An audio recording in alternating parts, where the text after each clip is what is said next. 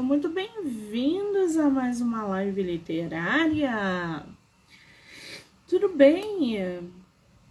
Estamos aí em plena terça-feira para mais um bate-papo literário.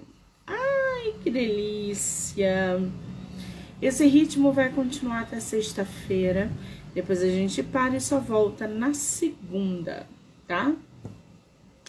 Já passaram por aqui hoje alguns autores, já batemos papo, já demos boas risadas. E agora a gente vai bater um papo com o autor nacional José de Castro. Ele que está trazendo aí pra gente o livro A Filha de Deus, para que a gente possa conhecer um pouco mais sobre o livro, a história, a biografia e, claro, toda a sua bagagem literária. Eu acho que ele já até entrou aqui. Ó, já até mandou mensagem. José, querido, vou te aceitar.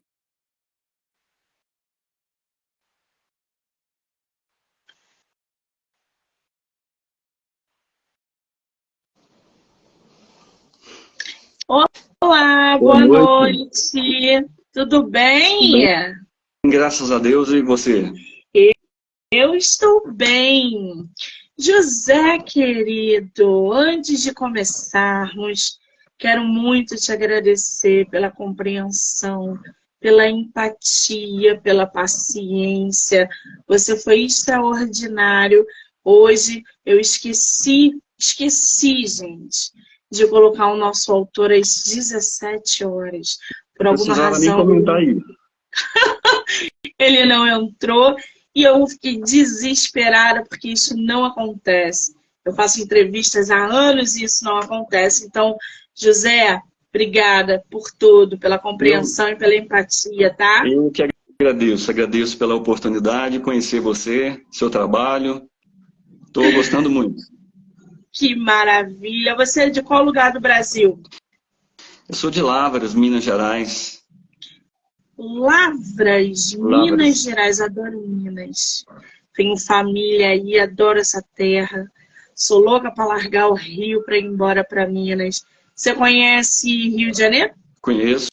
Eu já prestei concurso vestibular aí na UFRJ, mas não passei. Muito difícil. Vai ter Bienal esse ano. Você pretende vir ou não? Não sei. Ainda não passou pela minha cabeça, não. Mas eu vou pensar. Muito bem. Existem feiras, né, acontecendo no Brasil toda essa época do ano. Aqui no Rio vai ter a Bienal, vai ter a Flip. Está acontecendo no Sul, em São Paulo. Eu não sei se em Minas eles estão promovendo. Mas se tiver alguma feira por aí literária, mande mensagem para que a gente possa ir ver se a gente se encontra pessoalmente, tá? Sim, pode deixar. Muito bem. Eu tô aqui com teu livro, né?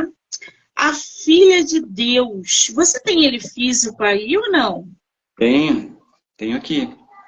Mostra pra gente essa capa. Gente. Dá pra ver assim? Afasta só um pouquinho. Isso. Esse aí é o livro do nosso escritor. A Filha de Deus, biografia. Sim. Ô, José, esse teu livro foi publicação independente? Foi publicação independente. Eu estou vendo aqui, ele foi pela Wiclap, né? Wiclap. Você publicou ele quando? Esse ano? Foi esse ano, tem 2 meses e meio aproximadamente. Caramba, quer dizer, ele é muito recente no mercado. Sim, e eu nem comecei a divulgar os livros que eu escrevi. Eu escrevi outros também e ainda não comecei o trabalho de divulgação. Esse com você agora está sendo a primeira oportunidade. Ai, que delícia. Mas espera aí. Você tem livros escritos, mas eles já estão publicados ou não? Como publicação independente também. Estão publicados. Tem outros livros. E são quantos livros atualmente publicados? Publicados no físico são 11. E tem alguns e-books também, que eu ainda tenho alguns acertos a fazer. Caramba, 11 livros. Você tem alguns deles aí perto de você para Tem. mostrar pra gente? Esse aqui também é uma biografia.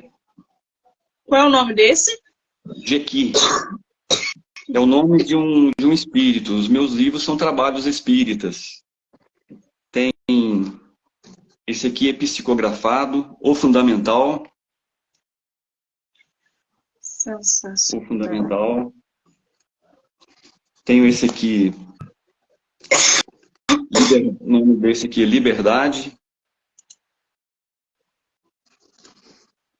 Tenho essa outra biografia aqui, um benfeitor da minha cidade também, Augusto.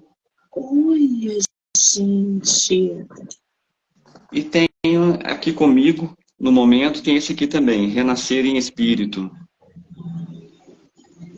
Quer dizer, todos eles são voltados para psicografia, José? São voltados para o espiritismo.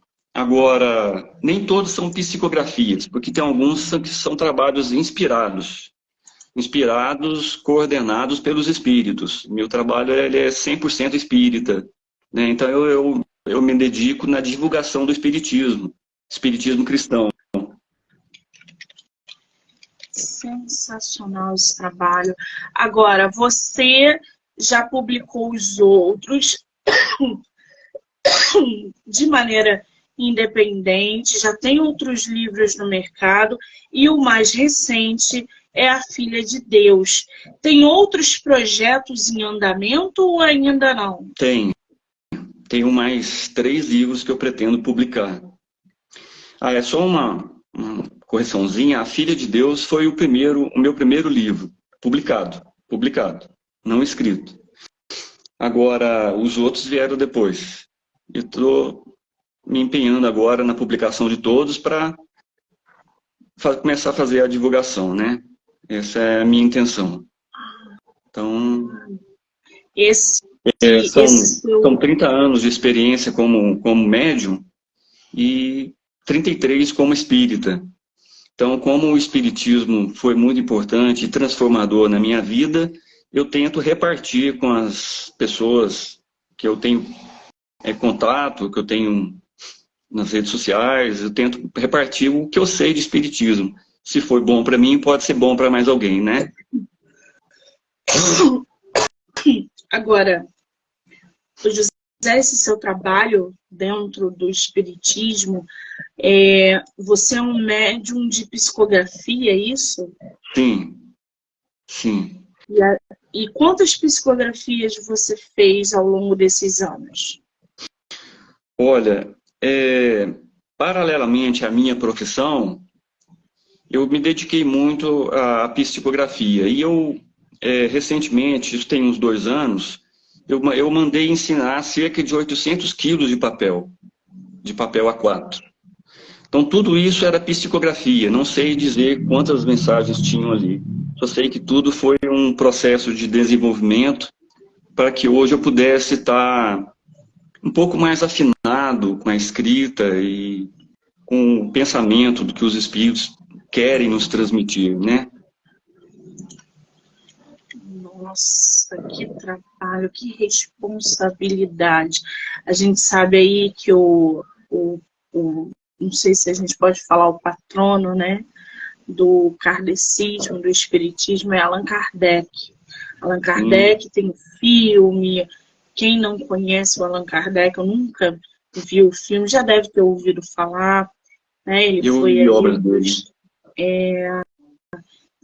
Dizem inclusive que o Allan Kardec foi a reencarnação de agora eu não vou lembrar o nome, mas de uma pessoa também. João Evangelista, teve outros também, não me lembro quem. Até dizem até que Chico Xavier era uma reencarnação de Allan Kardec. Sim. Não sei, uma coisa, apenas eu ouvi falar isso, não tenho nada confirmado. Eu ouvi falar isso também, e que Judas, por exemplo, Joana d'Arc foi a reencarnação de Judas. Tem uma história dessa, de que isso possa ter acontecido. Você é de família kardecista? Não, a minha família toda é católica. Inclusive, eu tive muita dificuldade por parte da minha família, na época que meus pais estavam vivos, na aceitação deles, né? Então, na obra A Filha de Deus, eu conto detalhadamente o que eu passei, a minha experiência, a luta que foi para hoje, né, dar prosseguimento no meu trabalho. Não foi fácil, então, mas tive fé em Deus e fé nos espíritos, porque eu só pude contar com a ajuda deles mesmo e venci, né? O importante é isso. Bom, para a gente conhecer um pouquinho o nosso escritor, né?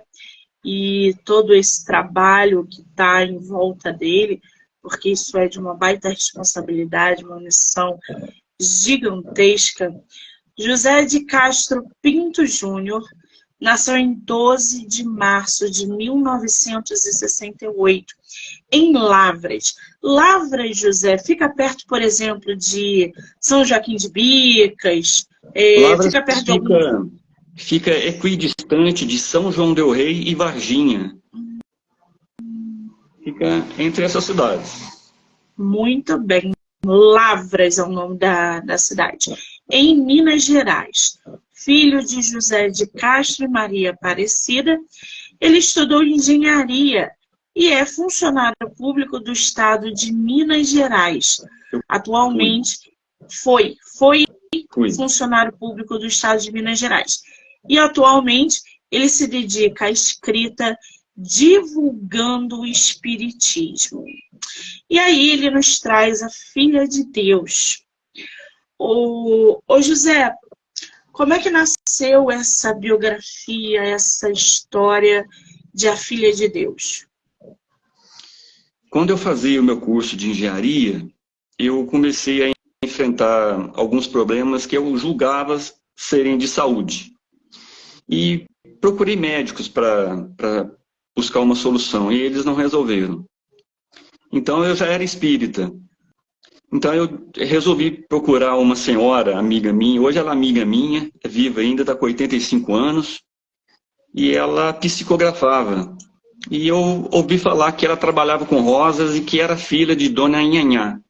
Dona Nhanhá, também conhecida como Céline, é a protagonista do livro. E nisso, foi através das mensagens, das orientações que essa minha amiga recebeu dos espíritos, que eu tive a saúde restabelecida. Voltei, na época eu não estava conseguindo nem escrever, e era a minha última esperança, né? Era essa médium, eram os espíritos que trabalhavam com ela, e eles, depois que eles refizeram a minha saúde, eles ditaram uma mensagem dizendo que eu tinha um compromisso com Deus, e que seria no âmbito da psicografia. E eu gostei disso, gostei muito. Então, eu abracei a mediunidade. A princípio eu queria seguir, como eu te falei, tentei vestibular no Rio de Janeiro, que meu sonho era fazer engenharia de produção, tudo, mas não deu certo. Não deu certo porque não tinha que dar. Então hoje eu entendo isso, né? E aí começou o meu caminho através da psicografia, e tentei fazer outras coisas nesse entretempo, e nada deu certo. O que deu certo, está dando, é psicografia. Então, é mais ou menos isso. Hein? É um chamado, ele foi chamado, convocado para essa missão. Nada acontece por acaso, né? Bom, sim. A Filha de Deus. Biografia de Raimunda Marques Guimarães, muito conhecida como Dona Nhanhá, que é o que o escritor acabou de nos falar. Ou Selen, como ela gosta de ser chamada. Selen tem algum significado? Selen?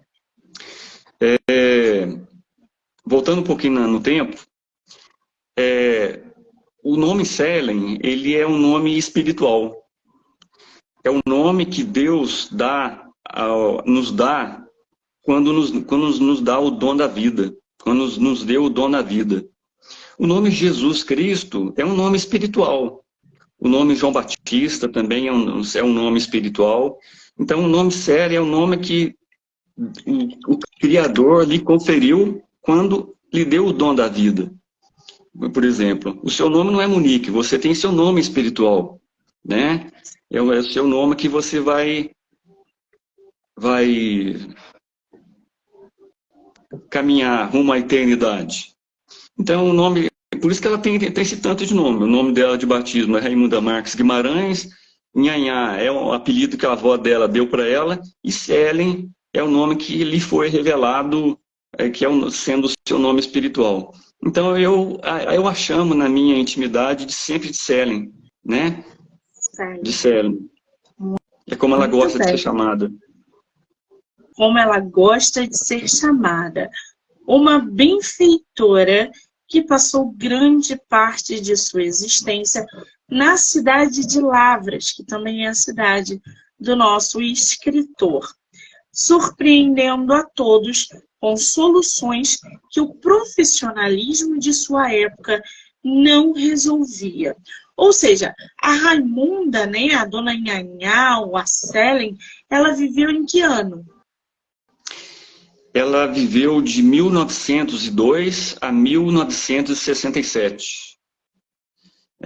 Ela desencarnou, como nós espíritas dizemos, né? Bem nova. Mas ela dedicou a vida dela em ajudar quem necessitava. A sua casa parecia um posto de saúde, onde atendia a todos sem qualquer distinção. Muito semelhante a Chico Xavier, né, gente? Sim. Que a gente sabe que recebia centenas de milhares de pessoas na casa dele, ou onde ele atendia ali. Era médium, com o extraordinário dom de atender com seu espírito emancipado. Ou seja, atendendo seu espírito, percorria o espaço em busca de respostas para oferecer ao consulente. Mas suas prescrições médicas partiam de si próprio e não propriamente por intercessão espiritual. Ela não era médica, é isso? Ela não era médica. E na época não existia a tal lei que hoje exige da pessoa uma formação universitária para o exercício da medicina, né? Mas ela tinha um profundo conhecimento de remédios, de medicina em geral. Tanto que médicos respeitados daqui de Lavras na época, e o que eu cheguei até conhecer, pessoas muito queridas, médicos queridos mesmo, pessoas respeitadas, iam à casa dela para pedir o parecer dela referente ao problema de algum paciente que eles tinham. Então, por exemplo, se ela falasse, pode operar, ele operava, eles operavam. Não faça isso, não opere, não faça isso, eles não faziam. Ela era respeitada e era obedecida nas prescrições dela. Quer dizer, ela já vinha com uma bagagem espiritual, um conhecimento talvez de outras vidas, para exercer no tempo dela toda aquela medicina. A gente pode dizer que isso é viável? Eu acredito muito nisso. Eu acredito muito nessa hipótese. Acredito. Porque assim, quando a gente fala de reencarnação, né, a gente reencarna diversas vezes. Qual é o propósito? Para evoluir. Aqui nada é nosso. Aqui a gente só está para evoluir. Então a gente vem, reencarna, evolui mais um pouco. Tem gente que o processo é mais lento. E a gente vai adquirindo esse conhecimento, essa bagagem, conforme as nossas reencarnações. Então, a gente está na família que a gente precisa estar, a gente passa pelas dificuldades que a gente precisa passar, tudo em prol de uma evolução. E isso vem com uma bagagem anterior. Tem gente que tem o tino ali da medicina, sem nunca ter entrado numa universidade. Tem gente que escreve como se não houvesse amanhã. Artistas que compõem, que pintam, cada um tem a sua bagagem, né? Então, de repente, pode ter isso, pode ser essa uma das explicações da Dona Nhanhá, ou a Selen, né? Ela foi a sua mentora? Ela é a sua mentora espiritual ou não? Ela é minha mentora, hoje é. Muito Ou seja, teve um período, um espaço de tempo que ela trabalhou muito com a filha dela, essa que eu disse que é minha amiga, que tem 85 anos, e agora ela transferiu o trabalho dela para mim, né? São trabalhos diferentes, mas tem a mesma finalidade, que é a caridade acima de todos os interesses, né? Então, o que Selen fez na vida dela foi exatamente o que prega o Espiritismo, na íntegra. Eu digo na íntegra porque eu não conheço uma atitude dela, uma ação dela, que tenha sido infrutífera. Eu acho que tudo que ela fez em termos de assistência a quem necessitava, ela foi feliz, deu certo. Então, por quê? Porque ela tinha um conhecimento profundo das leis naturais e as praticava, né? Muito bem. Seu conhecimento e prontidão eram sobre muitos assuntos, e muitos também foram os beneficiados por uma vida de renúncia e fé. Inclusive eu, o autor falando, tá? Sem ter sido seu contemporâneo. Ô José, esse livro, A Filha de Deus, como é que foi o processo de escrita? Foi simplesmente uma psicografia? Você escrevia todo dia? Eram horas? E como é que foi a produção dessa biografia? Não, eu convivi muitos anos com a filha dela. Eu me tornei amigo dela e ela me contou muito sobre a vida dela. E as outras pessoas que eu conheci, elas confirmaram tudo que a filha dela disse a respeito dela. Então, esse livro esse propriamente não é psicografia. Eu não digo que seja a autoria minha, porque eu tive todo o amparo dos espíritos para elaborá-lo. Então, é mais o que eu soube da vida dela que resolvi pôr no papel, né? Então, até eu enviei um exemplar para a filha dela disse que gostou muito, e eu fiquei feliz, porque vindo dela, para mim, foi um elogio à parte. E essa sua capa, mostra de novo pra gente. Essa capa é ela. Essa é ela. Olha só que está lá, invertida. gente. Hã? Está invertida a câmera, inverte, né? A foto. Não, mas dá para ver. Dá para ver. Olha lá, gente. Essa aí é a Raimunda Marques Guimarães, a Dona Nhanhá, ou a Selen. Olha que legal. Essa é Selen. Ai, agora... Ô, José, eu tô vendo aqui os seus outros livros. Tem um que...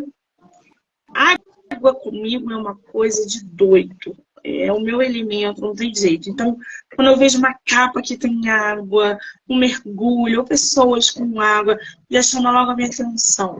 Tem um livro aqui que se chama No Mundo de Regeneração.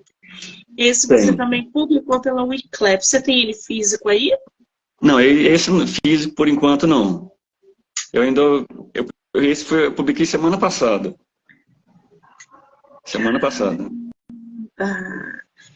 Esse livro fala sobre o quê? Olha, são textos que eu escrevi que estavam no Facebook. Então, esses textos foram escritos sob inspiração também, não psicografia. Então, eu resolvi publicá-los, como eu achei que, por ele ter por causa da autoria desses textos ser digna, tão digna, eu resolvi transformá-los em livro. Então, eu acho que ficou legal. E quantos textos você inseriu nessa obra? Não sei te dizer. Não sei te dizer, mas vou chutar. Muito. Chuta. Há uns 45, 50 textos. Talvez mais. Muito bem. Esses textos ainda estão no Facebook ou você já tirou? Do mundo de regeneração. Tem alguns textos no Facebook. Tem bastante texto lá. Agora, no mundo de regeneração, não sei se eu não me recordo se eu já tirei. Porque Qual é o teu... Fala, José, pode falar. Outros livros, eu fiz a mesma coisa. Né? Tem um livro que chama Votos de Paz, eu também, ele é feito de textos. Foram textos transformados em livro. É a mesma coisa. E qual é o teu Facebook? Você pode dar para quem quiser ver os teus textos por lá? @José de Castro Pinto Júnior, tudo minúsculo. Vou botar aqui para vocês. José de Castro Pinto Júnior. Pronto, já corre lá já para vocês acompanharem os textos do nosso escritor. Além no mundo de regeneração, ele também tem, eu não sei pronunciar esse nome, é Jequi. Jequi é um nome, também é um nome espiritual. E significa Jequi. o quê? É o nome de um espírito. Então, deixa eu ler aqui para vocês. Esse livro tem capítulos curtíssimos, chamado Pensando Bem. É o nome do livro, tá, gente? Sim. Pensando Bem. É um refrigério bem propício aos dias de hoje, onde o corre-corre, muitas vezes, não direciona o ser humano no caminho da estabilidade e felicidade. É uma obra espírita. Essa capa, quem fez essa capa? Foi alguma criança? De qual livro? Do Pensando Bem. Pensando Bem? Não, as capas todas foram... Fui eu que fiz. Eu que fiz as capas. Estão ótimas essas capas. Esse aqui você tem ali... Que bom que você gostou. Eu adorei. Tá bem... Esse no mundo da regeneração também. Ficou lindíssima essa capa. Eu super adorei. Tem aqui a Oficina da Fé. Do que fala a Oficina da Fé? Oficina da Fé são psicografias. São psicografias relacionadas com o Evangelho de Jesus, relacionado com o Espiritismo, né? Vem reiterar o que o Espiritismo prega, afirma, né? Tenta explicar alguma coisa. Então, tudo voltado mesmo para a divulgação do Espiritismo, que é o ponto de vista que o Espiritismo tem do mundo, né? É como o Espiritismo vê o mundo, vê as coisas. E o bom de tudo é que o Espiritismo vê tudo, absolutamente tudo, com otimismo. A gente tem coisas... Uma vez eu fiz um grupo espírita no Facebook, e eu disse lá uma coisa que causou um certo espanto numa pessoa lá. Eu disse que o mundo é perfeito. Nós vivemos num mundo perfeito. E a pessoa não gostou. Não gostou, replicou, e aí foi. Mas nós vivemos num mundo perfeito, porque nós vivemos num mundo que tem leis naturais perfeitas. Então, se o mundo tivesse alguma chispa de imperfeição, as pessoas que estão no mau caminho, por exemplo, elas teriam uma justificativa diante dos seus erros. Então, se ela poderia alegar que errou porque o mundo é imperfeito, que não tinha jeito de fazer o certo. E não é por aí. Então, esses livros, essas psicografias, elas tentam mostrar que o lado bom de tudo, né? Como dizia Chico Xavier, o mal é apenas o bem mal interpretado. Por quê? E para a gente entender isso, a gente tem que acreditar em reencarnação e na pluralidade das existências, né? Ou seja, resumindo, aqui hoje a gente colhe o que a gente plantou no passado, seja feliz ou não, né? Então é mais ou menos por aí. Muito bem, eu estou vendo aqui que em alguns livros tem citados ali, mencionados, Jekyll e Selene. Essa Oficina da Fé, por exemplo, foram psicografias feitas por esses dois espíritos? Por esses 3 espíritos, são os meus mentores, né? Os meus, eles sempre tomam a liderança do meu trabalho aqui. Augusto Silva, Jekyll e Selene, né? E tem outros também. Tem outros também que já escreveram por meu intermédio. Mas esses 3 aí são os que mais assinam o meu trabalho. Essa capa também ficou muito legal, essa rosa aqui. Agora, como é que tu escolhe os títulos dos teus livros? Porque são vários aqui, né? Oficina da Fé, O Trabalho, Pensando Bem. Como é que tu escolhe os títulos? Olha, alguns são eles que escrevem. Por exemplo, O Fundamental, Renascer em Espírito, Oficina da Fé, foram psicografias. Eles disseram como seria o nome do livro. Agora, esses últimos que eu tenho publicado, que são os textos que eu publiquei no Facebook, eu escolhi os títulos, mas os espíritos não retrucaram, eles não disseram não para mim, não. Eles gostaram da minha escolha. Então, mas se caso eles discordassem de alguma coisa, eu mudaria, faria a vontade deles, né? Sem qualquer problema. Como eu escolhi, eles não acharam ruim, ficou por isso mesmo. Que bacana. Agora, eu estou vendo aqui um outro livro que é só do Jekyll. É também uma biografia dele, é como se fosse um espírito de braços abertos. Tem a mesma pegada que a Filha de Deus? Ou esse também foi uma biografia psicografada? Tem sim. As 3 biografias que eu escrevi, eu as fiz devido a mensagens que a filha de Selene, que é a minha amiga, ela recebeu me pedindo que eu fizesse essas biografias. E eu achei uma incumbência muito árdua quando eu fui escrever Jekyll. Por quê? Porque eu não sei nada sobre a vida do Jekyll neste plano físico, né?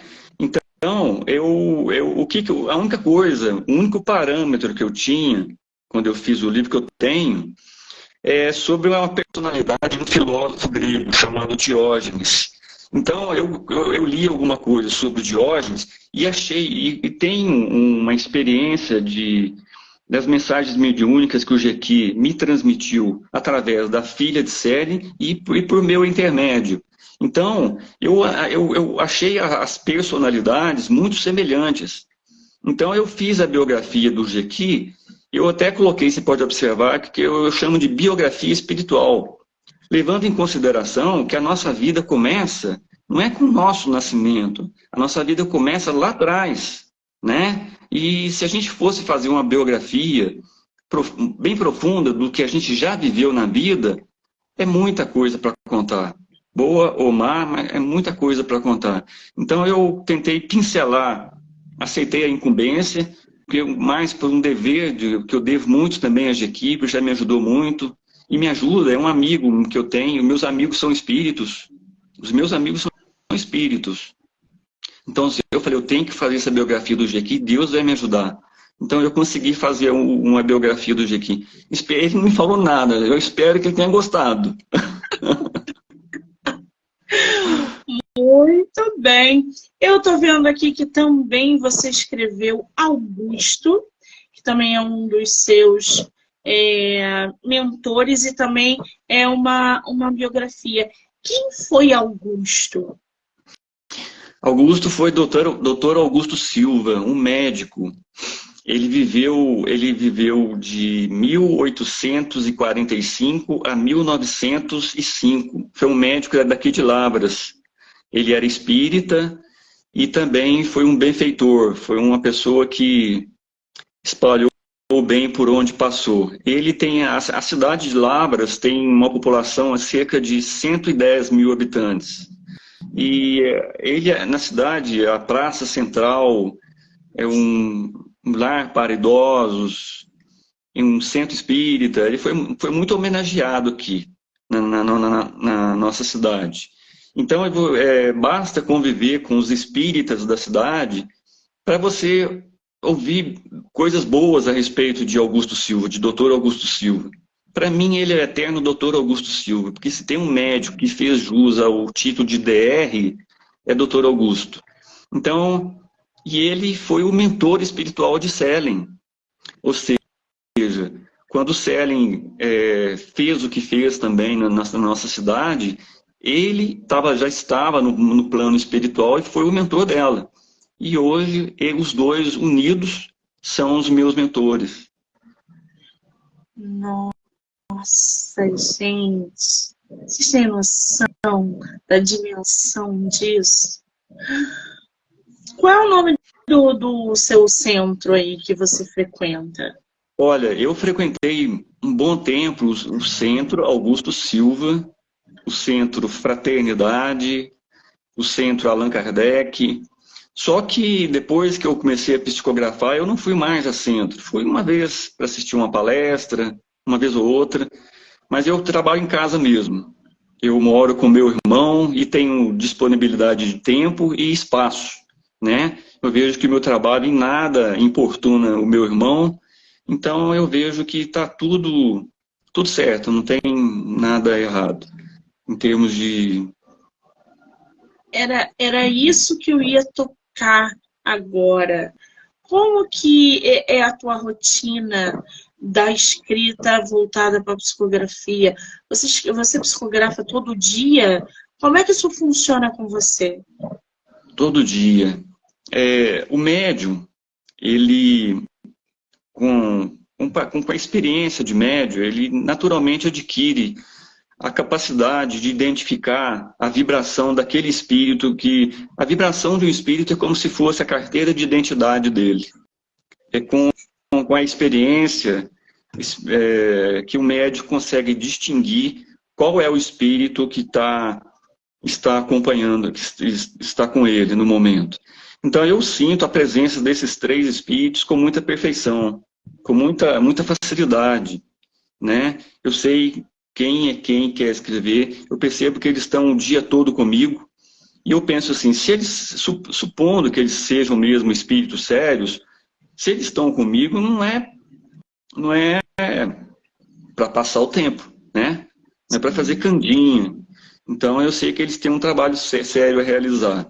E a exigência que eles me fazem é que eu me mantenha sempre no trabalho da assistência social, né? Que eu procure sempre esse lado. Esse é o segredo para que qualquer movimento espírita predomine, vá adiante, colha frutos. Então é isso que eles exigem de mim. Então eu vejo que eu me esforço nesse lado, eu me esforço para corresponder a essas exigências, né? Então é isso, eu identifico os espíritos através da vibração deles e eles estão o dia todo comigo, né? Às vezes, quando eu quero escrever, não sou eu que quero escrever, são eles que já querem escrever. Então eu penso que sou eu, mas nem sempre sou eu. E eles trabalham muito, né? Você é só a ferramenta. Eu sou só uma ferramenta. Eu sou uma ferramenta quebra-galho. Ai, gente! Agora, com tantos livros escritos, você publicando agora recentemente, dando continuidade a esse trabalho, né? Porque não é só escrever, não é só psicografar, é publicar, é jogar no mundo para que chegue nas pessoas, para que passe mensagens através das mensagens, né? Por assim dizer. Eu estou vendo um livro teu aqui que se chama O Trabalho, que parece uma praça, um bosque, acredito que seja do lugar onde você reside. Mas se não for, tá perfeita essa foto que você botou como capa. Esse O Trabalho fala sobre o que, José? Fala sobre o trabalho. A bênção que é o trabalho na vida da pessoa.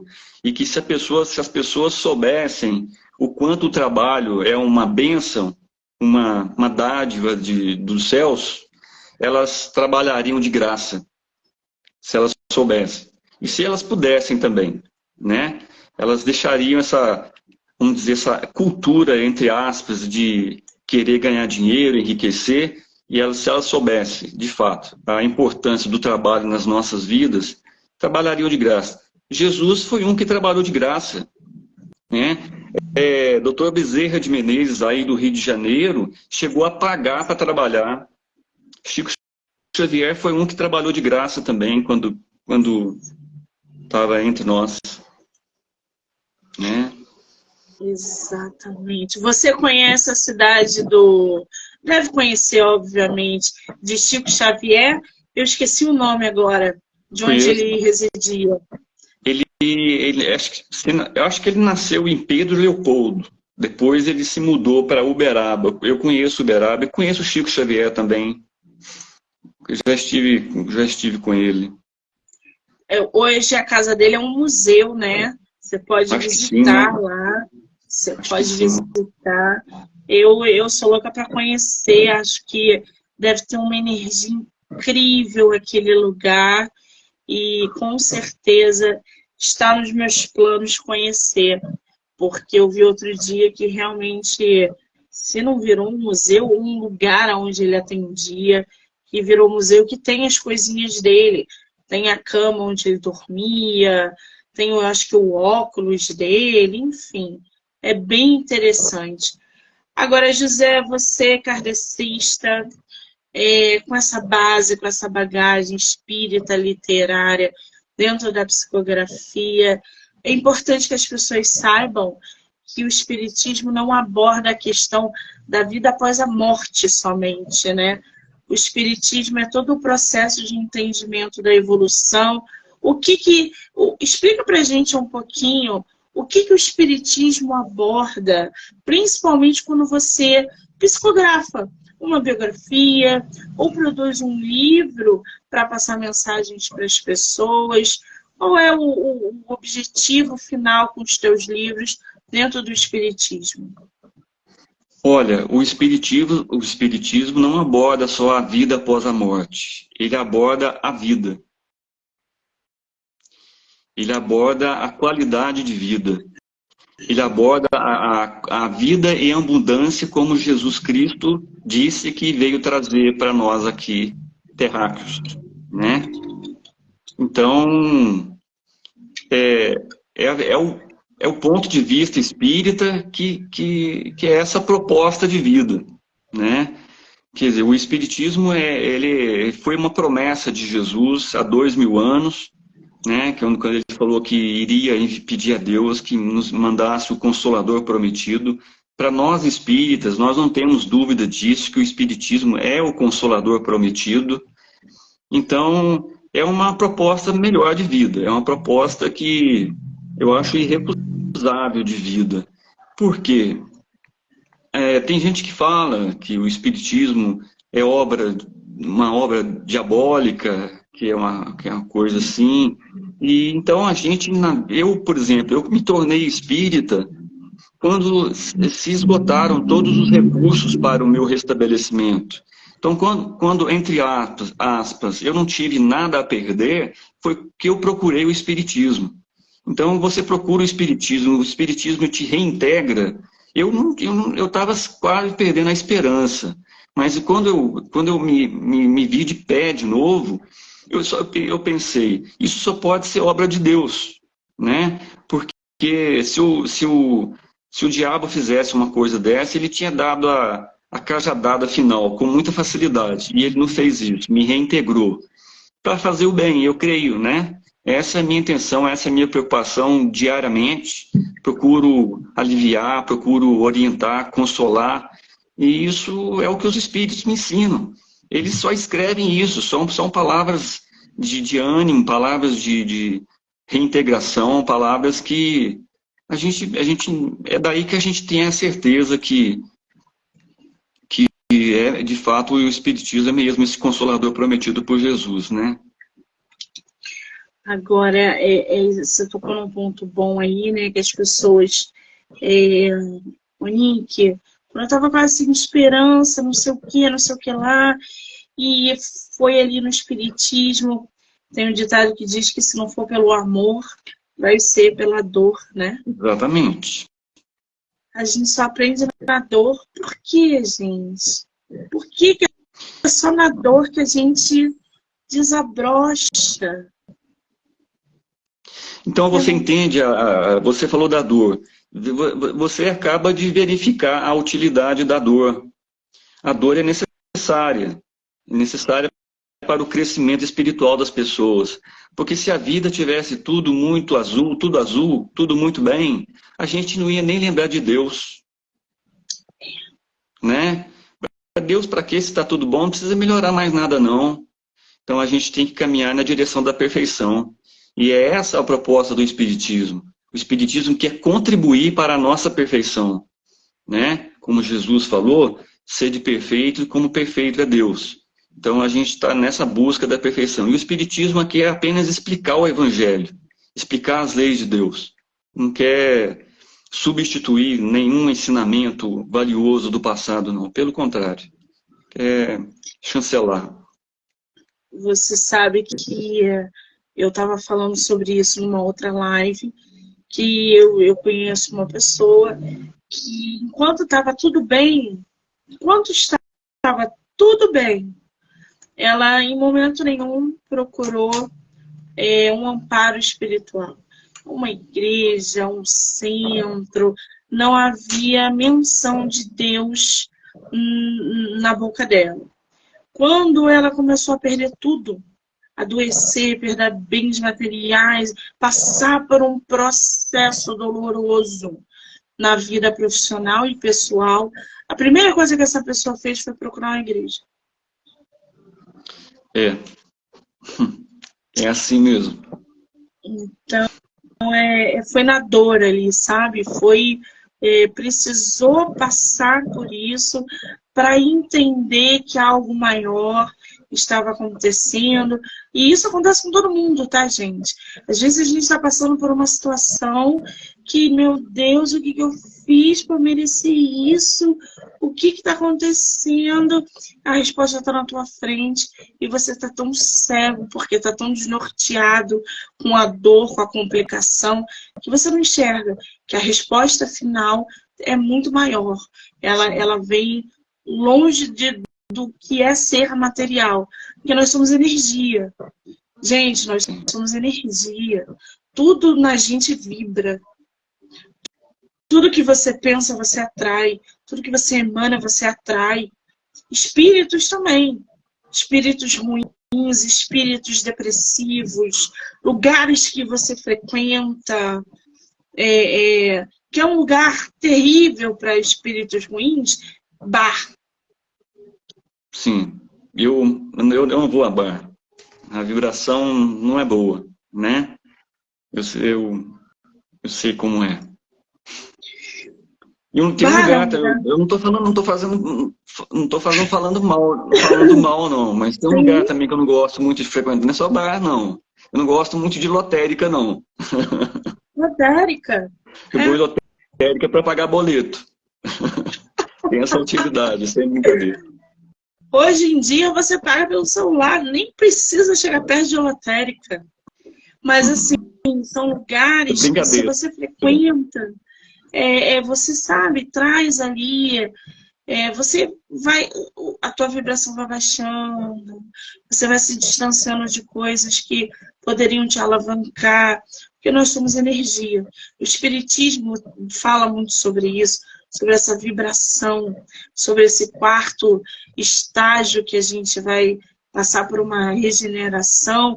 Já estamos vendo aí, né? A pandemia Exatamente. foi uma grande prova. Quantas pessoas morreram? Milhões de pessoas morreram. Sim. E tem essa também que Milhões. você foi bem lembrado por você aí. Nós espíritas acreditamos que o nosso planeta está em processo de transformação. Quer dizer, está se transformando, mas para melhor. Pode não parecer, mas está. Porque o planeta já foi um agrupamento social com muito mais chagas morais do que é hoje, né? Há 150 anos havia escravidão no nosso planeta. Hoje a opinião pública não admite mais isso, né? De jeito nenhum. E, nós acreditamos, nós espíritas acreditamos que o nosso planeta está transformando em mundo de regeneração. Deixará de ser um mundo de expiação e provas para ser um mundo de regeneração, onde habitarão seres mais evoluídos, né? Ou seja, nós mesmos, talvez, se nós melhorarmos, nos melhorarmos quem sabe, a reencarnação de seres que nos darão lições, valiosas lições de vida. Então, é o que o Allan Kardec escreveu no livro dele. Ele tratou a respeito das leis morais, e uma dessas leis é a lei do progresso, né? E o progresso é a única coisa que justifica a reencarnação neste mundo de Jesus. Jesus só pôde ter vindo nesse mundo para que hoje a gente alcançasse o progresso em todos os setores da humanidade, né? Tanto científico, filosófico, como religioso. Exatamente. Agora, a gente está vendo você falou da regeneração, né? Nós estamos vendo crianças vindo, reencarnando, mais inteligentes, mais Sim. astutas. Crianças com 1 ano de dente falando, mexendo no celular. Isso Crianças aí cantando. não teve tempo, às vezes não teve tempo nem para aprender isso, né? Tocando piano, É. né? Tu viu a criança Harmoniosamente, de 1 ano tocando né? piano? Criança costurando, pega na net aí, tem criança costurando, criança bebezinho costurando, né? Onde aprendeu. Então, não tem outra explicação razoável a não ser a reencarnação, né? A pluralidade das existências. Tem um vídeo que tá rolando na internet de uma criança de 1 ano e meio tocando piano. Piano como se fosse... Como se Chocado. tivesse... É chocante. Tu olha assim... E aí eu fui ver os comentários, porque eu adoro ver os comentários para ver os pontos de vista. Ah, mas isso aí é porque nasceu dentro de família de músico. Aí tinha gente, isso é reencarnação. Ah, isso aí já vem com esse dom.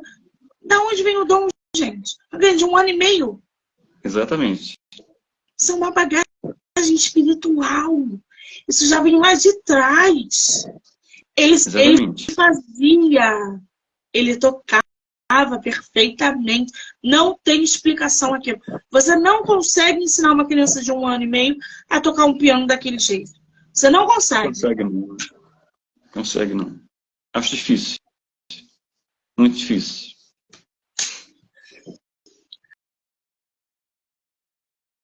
Querido. A Filha de Deus. Lê um pouquinho do seu livro pra gente. Você quer ler um pouquinho pra gente? Leio.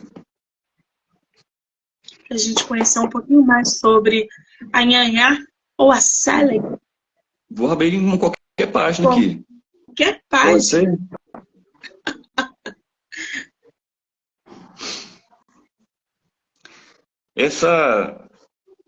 Eu abri justamente numa página que fala de uma empresa que eu trabalhei, né?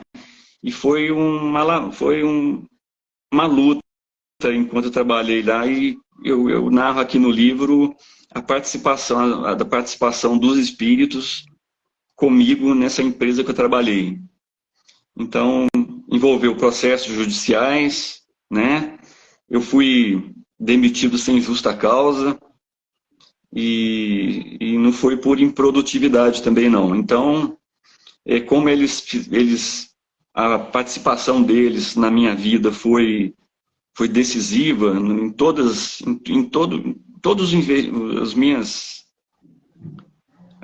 na minha vida pessoal, eu, eu fiz questão de citar aqui a minha experiência na empresa que eu trabalhei. Então, eu abri nessa página. Então, diz o seguinte: a Emater MG, para me demitir, necessitava de motivação e ela não tinha. É o que dizia a jurisprudência RDP 34141, motivação, do Supremo Tribunal Federal, embasada pela Constituição Federal. Jurisprudência, para quem não sabe, é o entendimento ou conclusão que um tribunal tem por unanimidade a respeito de determinado assunto ou matéria. É também a ciência do direito, é lei. A clássica estabilidade do funcionalismo público é aquela onde o funcionário, por ser funcionário público, não pode ser mandado embora, independentemente do que ele faz no exercício da função. Então, por aí vai. Aí trata um pouco de, nesse capítulo aqui, trata um pouco de leis e como a participação de Célia na minha vida, na minha experiência profissional, eu tive que citar ela na biografia dela, né? Então, é isso aí. Então, Agora, até nesse livro eu falo que eu impetrei processos judiciais sem advogado. Então, e tive a orientação dos espíritos. Inclusive, eu cheguei até a ganhar um dos processos. E os processos que eu perdi, eu não acho que eu perdi, eu acho que foi uma semente que os espíritos plantaram nesses tribunais, né? Tanto que teve uma vez num tribunal do trabalho aqui de Lavras, Célia me incorporou dentro, de frente ao juiz e me fez lembrar de toda uma argumentação que eu tinha escrito anteriormente e que não estava comigo. Eu lembrei palavra por palavra de uma maneira que eu fiquei até espantado, né? Então, eu acho que foi uma coisa extraordinária, uma experiência única, que então por isso que eu fiz questão de narrar isso no meu livro. Então, é a minha experiência profissional com a ajuda dos espíritos. Então, é o capítulo que eu comecei a ler ali. Que maravilha! Agora, tem alguma ordem que o leitor ou a leitora precisa seguir para ler os seus livros? Ou eles podem ler aleatoriamente? Eu acho que A Filha de Deus seria um bom começo. Porque é muita minha vida íntima com Célia, para depois compreender, talvez, as outras biografias e os demais livros também. Tanto que é esse bem, que eu tô tentando, eu vou começar a divulgar primeiramente. Muito bem, lembrando que o escritor tem vários livros publicados, tá, gente? Então, vocês podem encontrar aí no site. Eles só estão no site da Wiclap, né, José? Tá da Amazon também, mas eu acho que alguma coisa não ficou bem feita nessas minhas publicações. E eu vou fazer uma revisão. Talvez eu tire por enquanto, por um tempo, mas eu vou tentar arrumar o que eu acho que ficou com defeito. Pode ser a diagramação. A Amazon requer diagramação para que o seu arquivo fique direitinho dentro da plataforma. E aí, se você não diagramou, ele não vai aceitar. E aí não publica, entendeu? Pode ser isso. Ele até publicou, até a Amazon publicou, só que não ficou no meu gosto, sabe? Então eu vou tentar consertar isso. Muito bem, lembrando que a versão digital é diferente da física. Quem quiser A Filha de Deus físico, consegue diretamente com você autografado, é só na Wiclap. consegue, né, nas lojas da Wiclap, né? Mas eu posso até enviar para... Eu vou enviar um para você sortear aí, um exemplar. Aí você Maravilha! me passa o endereço pelo Zap, aí eu envio para você e você faz o sorteio aí para Vamos as abrir o pessoas aí, para sorteio os agora, nossos colegas. então. Vamos abrir o sorteio agora, então. Você vai fazer a Filha de Deus, não é isso? O Filha sorteio? de Deus, a filha de Deus. Muito bem. Como é que vai rolar o sorteio, gente? Printa aqui a live e manda lá no meu direct. MoniqueMM18. A primeira pessoa que fizer isso vai ganhar o livro A Filha de Deus, do nosso escritor José de Castro Pinto Júnior. Lembrando que é uma biografia, tá? Então, É essa uma autora... biografia, é uma biografia sob a ótica espírita, né? Isso, exatamente.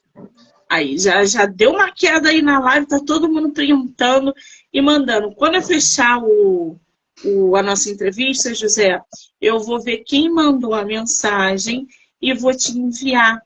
Porque aí eu te envio o endereço e você manda diretamente para ela. Você não precisa me enviar para que eu envie para a pessoa. Você pode enviar direto para a pessoa. Sim, Pode ser? pode ser. Que maravilha! Agora, projetos futuros, José. Tem livro psicografado, biografias, tem mais obras surgindo para esse ano de 2023 ou 2024? Olha, para este ano ainda tem. Eu tenho 3 livros prontos para publicar. Até amanhã eu acho que vai dar para eu publicar. Se eu receber o SBN, eu vou tentar publicar um livro amanhã. Se der tempo. Agora eu tenho mais 2 livros para publicar. Mas eu pretendo trabalhar até meu último dia de vida, dessa minha existência. Eu não quero aposentar, eu quero trabalhar sempre, né? Eu tenho amor pelo trabalho, como você também. Então eu o trabalho vai aparecer, né? Então, até nessas minhas sustentações em tribunais aqui, que faz parte do meu argumento, a minha opinião é que o ser humano devia trabalhar, só aposentar quando não tiver mais força para trabalhar. Sim. Então, é o que eu penso. Então, é isso aí, é o que eu penso. Quando publicar, me manda por direct ou pelo WhatsApp para que eu possa estar compartilhando também nas minhas redes sociais, tá? Tá bom. Muito bem. Você tem algum escritor ou escritora que psicografe, que escreva livros psicografados, que você indique? Que eu o quê? Que você Não entendi. indique? Eu indico Emmanuel. Para mim, Emmanuel, Chico Xavier foi o maior escritor que a gente já teve no mundo. Não conheço outro tão... Eu nunca discordei de nada que Emmanuel escreveu. Ele, André Luiz. Para mim, eles são... Nunca vi nada. Nunca discordei de nada. Absolutamente nada. Eu sou fã deles. Para mim, Chico Xavier foi o maior escritor. Eu acho que prêmio Nobel da paz e da literatura seriam poucos para Chico Xavier. Eu acho. Quem nunca leu Nosso Lar, leia. Sim, eu indico. Nosso Lar. Ah, Monique, eu vi o filme, não sei o quê. Gente, mas leia o livro. Não é a mesma coisa, não. Tem diferença. Tem pontos importantes. Exatamente. Leia o livro. Não só o Nosso Lar, né? Mas tem outros livros que o Chico Xavier psicografou, escreveu, enfim. Eu tinha um aqui. A minha irmã gosta muito também. Ela consome direto. Eu já li muitos livros. Há 2000 anos, 50 anos depois, Brasil, Pátria do Evangelho, acho que não me falha, o nome do livro é esse mesmo. Tem Paulo e Estevão, são obras Paulo excelentes. Estevam, Paulo Estevam é grande, é denso, mas é lindo, vale a pena. Entre outros, né, gente, que também fala sobre o próprio Chico. José, querido, que bate-papo renovador, que trabalho lindo que você faz ao longo dessa jornada. Eu só tenho que te agradecer, te Isso, dizer eu que eu só que desejo agradeço. sucesso e que você não pare. Produza, publique, grite se precisar de ajuda, que eu te ajudo a publicar lá no Obrigado. site da Amazon. Ah, Monique, me ajuda com a capa, te ajuda a fazer capa. Não tem problema nenhum, é só mandar mensagem. Eu te agradeço imensamente. E, gente, vai sair o episódio exclusivo do livro A Filha de Deus, aqui no podcast. Vai ser produzido em breve e aí eu vou jogar nas redes para que vocês possam conhecer mais, através do episódio, o livro do nosso escritor, tá? José, querido, obrigada. Obrigado a você. Lembrando Prazer que estar aqui. tá rolando o sorteio do livro A Filha de Deus. Printa aqui e manda lá no direct. Monique MM18. Quero muito agradecer a todo mundo que entrou, que saiu, que vai assistir depois. Também Dizer que essa agradeço. entrevista vai ficar gravada no Spotify, Anchor e Amazon Music, canal do YouTube, tá? José, um beijo, querido. Obrigada. Obrigado a você.